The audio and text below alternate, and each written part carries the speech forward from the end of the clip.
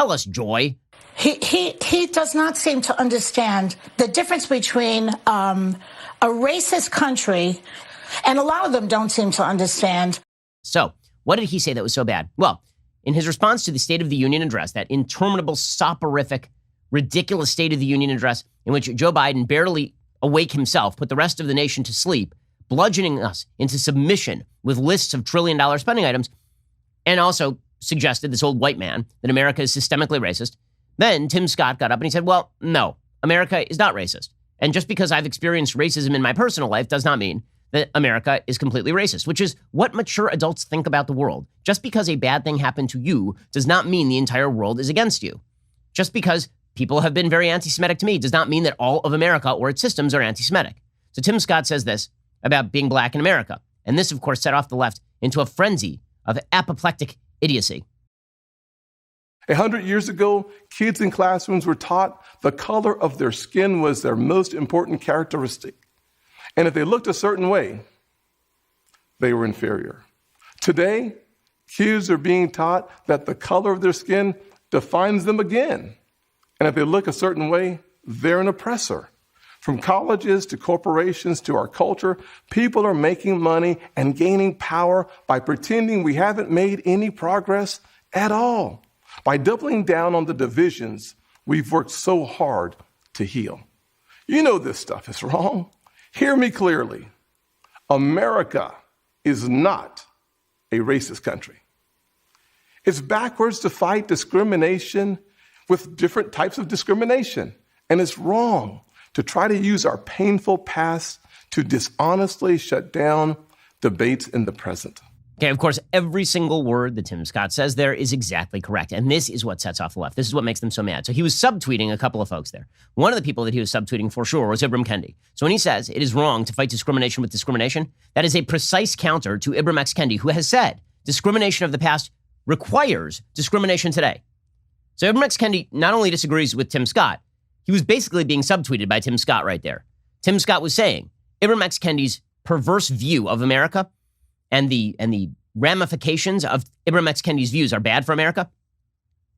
Tim Scott saying that set off Ibram X. Kendi. So Ibram X. Kendi is an absolute grifter. I mean, this is a guy who's raised tens of millions of dollars based on the lie that not only is America racist, but that it is better for America if we treat every American by their racially essential characteristics, which is racism. Okay, so Tim Scott tweeted out that particular line from the speech. Hear me clearly, America is not a racist country. And Ibram X. Kendi then tweeted back, the heartbeat of racism is denial. We can hear the heartbeat clearly. Okay, so Ibram X. Kendi loves to engage. I mean, he's such a grifter. He loves to engage in these Kafka traps. So a Kafka trap is where you accuse somebody of a crime. It comes from Franz Kafka's The Trial. You accuse somebody of a crime, and then the person denies the crime. You say, well, if you really were innocent, you wouldn't be denying it, would you? Right, so the Kafka trap here is, if you say that America is not racist, this makes you a racist because you're denying that America is racist. Because only a truly non-racist person would acknowledge that America is in fact racist. You see how this works? Okay, now it makes no sense. It's full-on catch-22 because there is no way to get out of that trap. It creates a completely unfalsifiable situation. It is literally the scene from Monty Python and the Holy Grail in which they decide that to determine whether a witch is a witch or not, if you throw her in the water and she floats, this means she is a witch and must be burned. And if you throw her in the water and she sinks, this means that she was not a witch and she's innocent, but sadly she's dead. That is how anti-racism works in Ibram X. Kendi's world. And by the way, he's a racist. Ibram X. Kendi is consistently saying things about how white people are inherently plagued with white supremacy. Ibram X. Kendi is consistently judging people on the basis of the color of their skin alone and suggesting that America's racial institutions are inherently racist because there is unequal outcome by race. Now, as I've said many times, you could take any room in America, any room full of people in America, and draw a line along any angle in that room that separates the population in half, and you will find inequalities in that room. You'll find that, on average, one group is taller and one group is shorter, or one group is fatter, or one group is skinnier, or one group has a higher IQ and one group has a lower IQ, or one group has more criminals and the other has fewer criminals. There is no line you could draw in any room in America in which the outcome on both sides of that line is exactly the same on all aspects that can be marked, right? That is just not the way that statistics work. That is not the way the world works. And that's particularly true when culture makes a difference, which we know that it does. If you took a bunch of white people from Appalachia who are living in poverty and you put them next to a bunch of white upper-class people living in Manhattan, they're going to have very different life outcomes. And that doesn't have anything to do with color. That doesn't mean that the system is discriminating on the basis of whiteness. This is the point that Charles Murray makes in his book, Coming Apart. He talks about cultural differences between white people because he said, listen, I keep getting ripped on for suggesting that culture makes a difference in the outcome of your life because people say that has to do with race. So I'm just going to write a book about white people. I'm just going to write about a book about how there are differences within white America in how your lifestyle makes a difference to your outcome.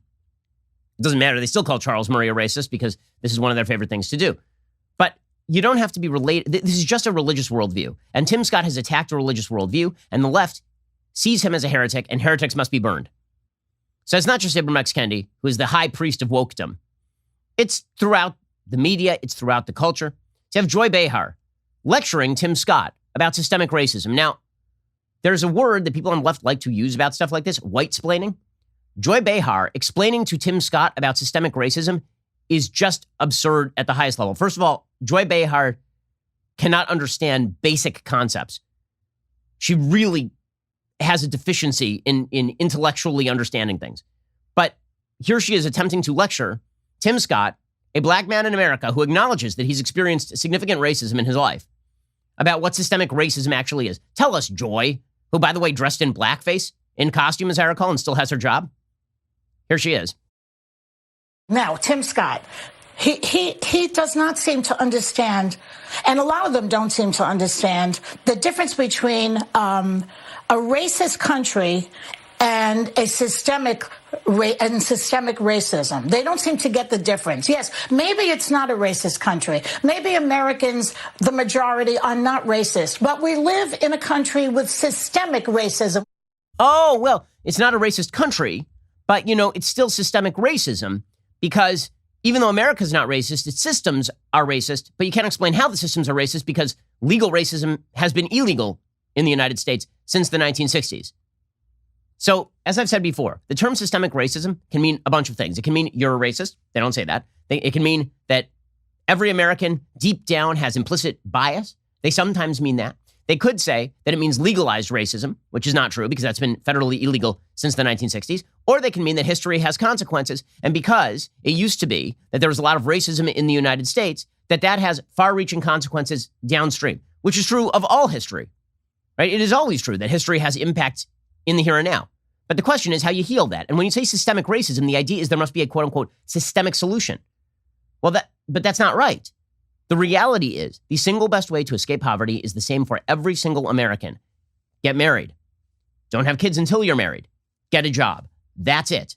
If you do those things, it doesn't matter what race you are, you will succeed in America. You will not live in permanent poverty in America, statistically speaking, according to the Brookings Institute. But they don't want to talk about that, right? Because that puts personal onus on you. And so much of the left's belief in what needs to happen is that you don't have any personal responsibility. The government has to take responsibility for everything. I know what you're thinking. It's time to binge some more Ben Shapiro videos. Well, you are right. You should. But first, like and subscribe. Perfect. I'll see you in the next video.